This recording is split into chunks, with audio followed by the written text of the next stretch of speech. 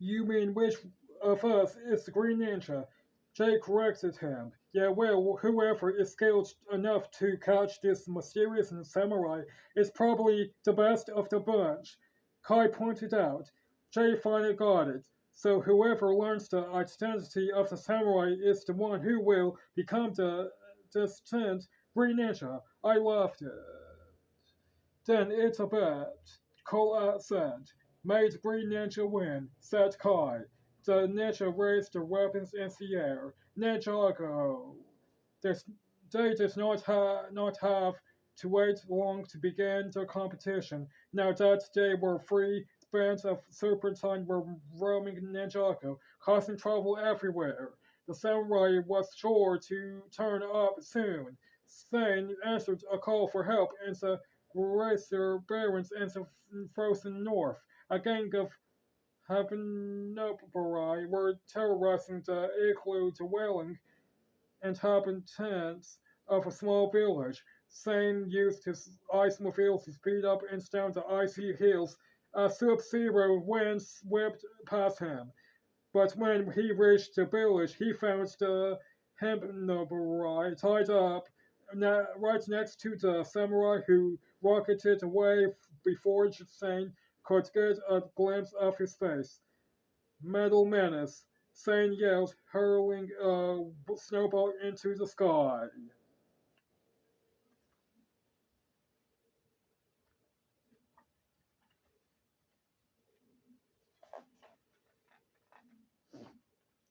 Kai came to the rescue of three young maidens in the wildwood forest.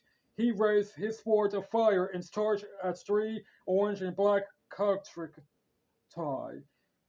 Go, Ninja, go! The maidens cheered, but before he could even fight the serpentine, a net swooped out of nowhere and captured the snake warriors. Holding the net, of course, was the samurai in his mechanical robot suit. The maidens changed their cheer. Go, samurai, go! Ninjago! Kai cried, using spinjitzu to become a swirling tornado. He swirled towards the samurai, who shot out another net and stopped Kai in his tracks. Hey, what's going on? Kai asked. When Cole found out about a serpentine attack in the caves of Despair, he rushed to the scene. Inside the large dark cavern, the samurai was already battling a small army of Vampires and Venomorai. Cole stealthily moved from rock to rock, trying to sneak up on the samurai. Now I've got you, he whispered. Then he jumped onto the samurai's giant robot arm. Whoosh! The samurai pressed a button and the arm broke apart, launching Cole clear across the cave. Jay holds his own idea about how to capture the samurai. He decided to set a trap. He put on a blonde wig and a pink dress and lay down on some railroad tracks. He could hear a train huffing and puffing in the distance. He knew the samurai would have to rescue him, and then Jay could surprise him.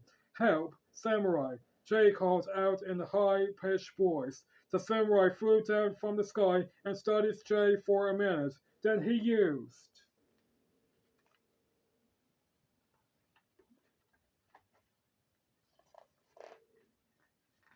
his powerful robot hands to tear apart the train tracks next to Jay and put them back together like a puzzle. He rerouted the train, which sailed safely past Jay. The samurai had seen through his disguise. Stupid samurai, Jay yelled.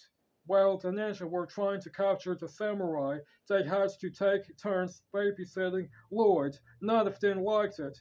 When it was Kai's turn, he took Lloyd to Ninjago City and dropped him off at a cattle arcade.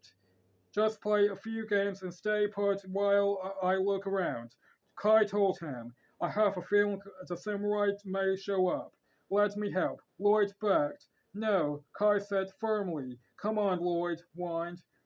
He glanced up at the arcade window, which was filled with oversized stuffed animals and silly toys. As police dropped me off at a distant arcade. Sorry, Shorty, Kai said. Then he sped off, and his blade circled, leaving Lloyd in a cloud of dust. Lloyd turned to go into the arcade, but then he heard a familiar sounding voice. I hear he found it, and everyone is gathering again. That voice was definitely Serpentine. Lloyd knew.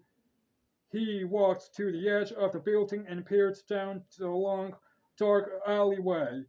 He was right. A group of Serpentine from different tribes was gathered in the shadows. Impossible, said a prize soldier. The lost city does not exist. Well, it isn't lost anymore, said the first speaker, a hypnobrai. Then he laughed, and I hear there's going to be a fight. A fight, count me in. The Serpentine walked away from the alley and Lloyd cautiously followed them, making sure he wasn't seen. He watched them line up to get on a big green bus.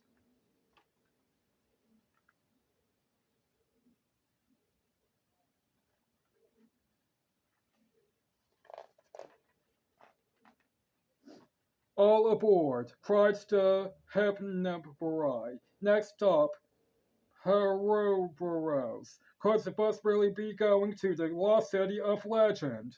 Lloyd wondered. He had heard the Serpentine discuss the city before. Cole and Sensei Wu had warned that it would be dangerous for all the tribes to unite. Maybe that's what they were planning to do in Ouroboros. If so, this was a big discovery. He should go tell Sensei Wu, or I'll handle this myself. Lloyd thought. Then I'll prove that I can be a ninja too. Thinking quickly, Lloyd hurried back to the street. He remembered the toys and stuffed animals he had seen in the arcade window. He dug inside and came out wearing a big snake head and carrying two maracas. Then he shook them. They made a rattling sound. Then he topped off the outfit with a pair of red glasses and some fake fangs. He looked like one of the two-legged serpentine warriors. Lloyd raced back to the bus just as it was about to take off. He climbed up the steps. Hey you, hold it there, said the hypnopori from the alley.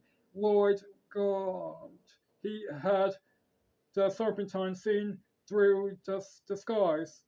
Last one closes the door, the serpentine hissed. Sure thing, Lloyd said, relieved. He climbed aboard and tried to blend in. The bus left Ninjago City and headed across Baron's Desert. It seemed to take forever.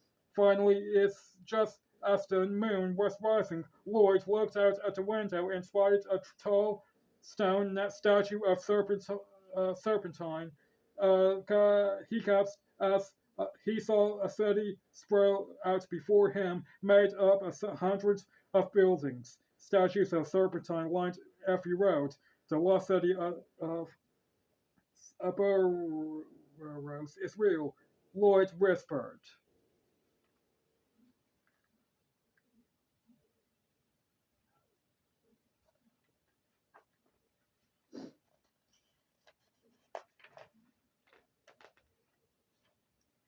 Chapter 3. The bus stopped in front of a huge circular coliseum with particular seats cut out of the sandstone.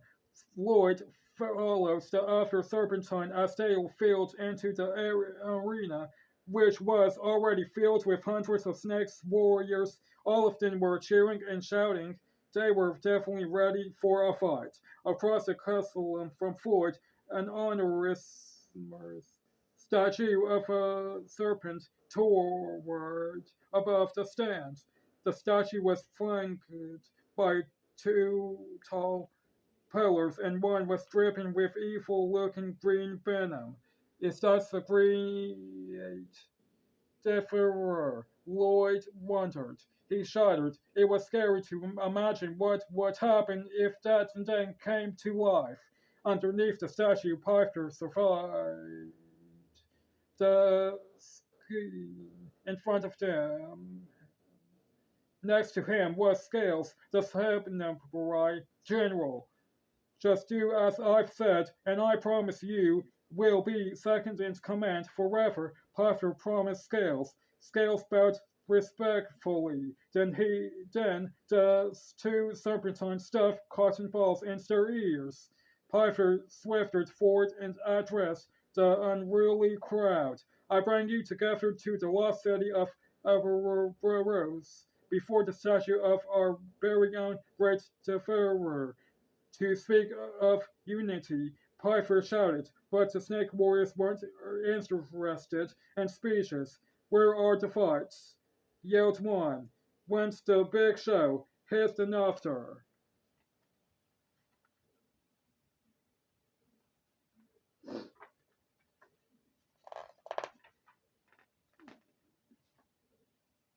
Then the serpentine began to chant, Slifter Pit, Slifter Pit, Slifter Pit.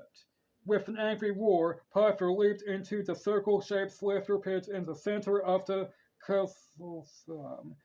You want a show? He asked. You want to see a fight? I ask for your allegiance, but you will not give it.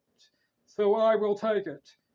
He crawled along the pit, headed towards the serpentine generals who were lined up on the other side.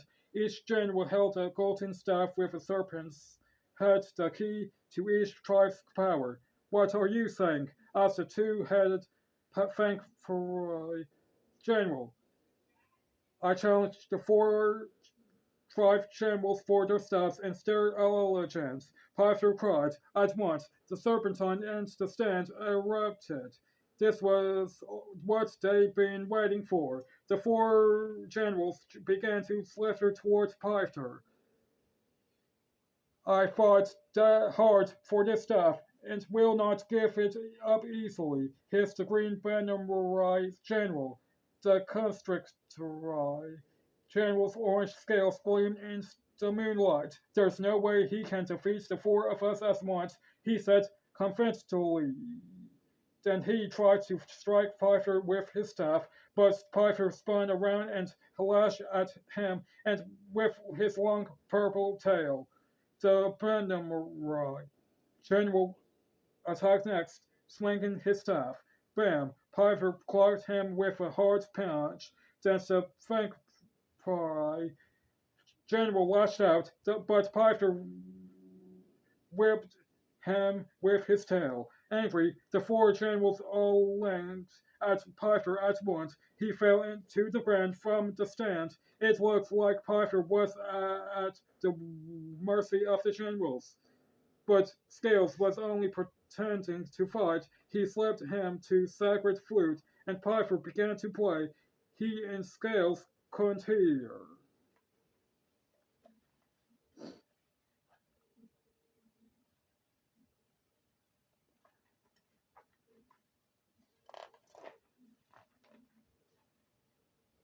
It's because of the cotton in their ears.